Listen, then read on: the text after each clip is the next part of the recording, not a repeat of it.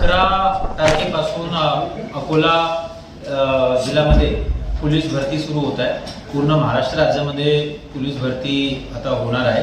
तर अकोलामध्ये आम्हाला टोटल 11,784 अर्ज प्राप्त आहे। टोटल जागा 161 आहे आणि हे सर्व पोलीस कॉन्स्टेबलची जागा आहे। आणि याच्यामध्ये यावेळेसची भरतीमध्ये आम्ही प्रत्येक आमचं जे काही 3 इव्हेंट्स आहेत त्याच्यामध्ये RFIDचा वापर करणार आहोत। तर खूपच एक टेक्नॉलॉजी असिस्टेड हे भरती असणार आहे।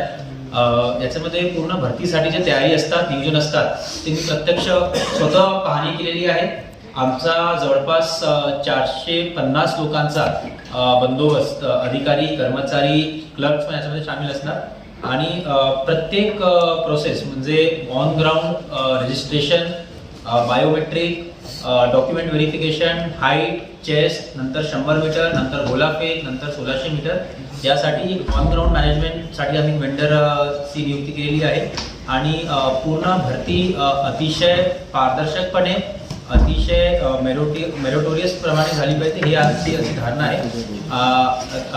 याच्यामध्ये जे आमचा नियोजन आहे, पहिल्या दिवशी आम्ही 800 लोकांना बोलवलेलं आहे, नंतर 1500 असं करून जवळपास 22 तारखेपर्यंत हे भरतीची प्रक्रिया जे फिजिकल आहे तो संपूर्ण होऊन जाईल।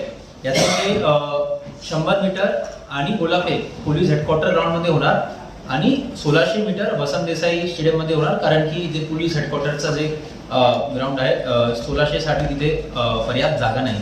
आणि ते लोकांचा जे ट्रॅव्हल आहे तो पण आम्ही व्यवस्था केलेली आहे बसेसची। तसेच काही उमेदवार बाहेरून येतात तर त्यांची राहण्याची आणि सोण्याची व्यवस्था आम्ही निमवाडीमध्ये आणि पोलीस पार्कमध्ये केलेली आहे।